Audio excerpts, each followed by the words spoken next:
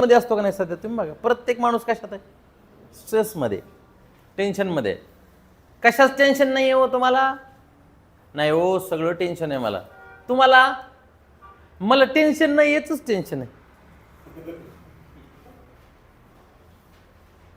आता स्ट्रेस आपण कॅरी करत असतो आणि स्ट्रेस एकमेव कारण आहे की आमच्या आजाराचं, आमच्या दुःखाचं.